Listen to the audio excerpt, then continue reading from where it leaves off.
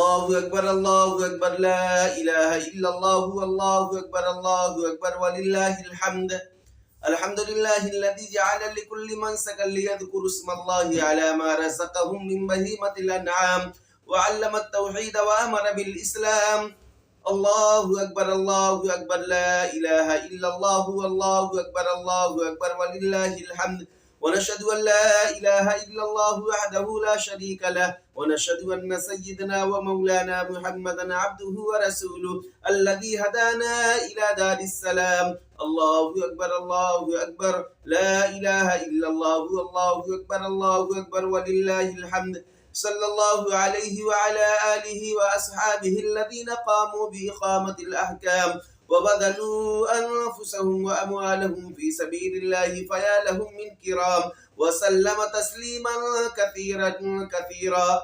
أما بعد فاعلموا أن يومكم هذا يوم عيد شرع لكم ما فيه مع أعمال أخر قد سبقت في الخطبة قبل هذا العشر ذبح الأضحية بالإخلاص وصدق النية وبين نبيه وصفيه صلى الله عليه وسلم أجوبها وفضائلها ودون علماء أمته من سننه في كتب الفقه مسائلها.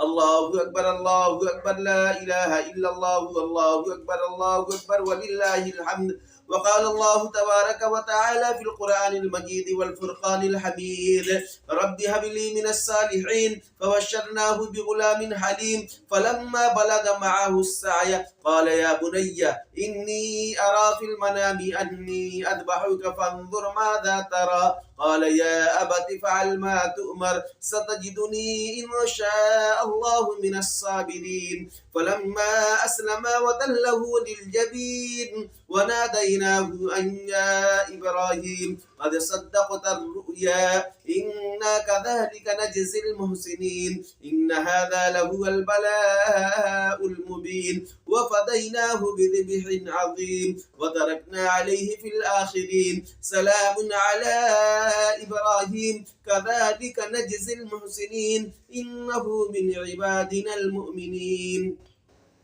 فقد قال عليه الصلاة والسلام ما عمل ابن آدم من عمل يوم النحر أحب إلى الله من إهراق الدم فإنه ليأتي يوم القيامة بقرونها وأشعارها وأظلافها وإن الدم ليقع من الله بمكان قبل أن يقع بالأرض فطيبوا بها نفسا. الله أكبر لا إله إلا الله والله أكبر ولله الحمد. وقالوا أصحاب رسول الله صلى الله عليه وسلم يا رسول الله ما هذه الأضاحي؟ قال سنة أبيكم إبراهيم عليه الصلاة والسلام. قالوا فما لنا فيها يا رسول الله؟ قال بكل شعرة حسنة. قالوا فالصوف يا رسول الله؟ قال بكل شعرة من الصوف حسنة. الله أكبر لا إله إلا الله الله أكبر ولله الحمد. فقد قال عليه الصلاة والسلام من وجد ساعة لأن يضحيها فلم يضحي فلا يحضر مصلانا. وعن ابن عمر رضي الله عنهما الأضاحي يومان بعد يوم الأضحى. وعن علي مثله. وهذا بعض من الفضائل وتعلموا من العلماء المسائل. الله أكبر لا إله إلا الله والله أكبر ولله الحمد. وقال الله تبارك وتعالى لن ينال الله لحومها ولا دماؤها ولكن يناله التقوى منكم كذلك سخرها لكم لتكبروا الله على ما هداكم وبشر المحسنين.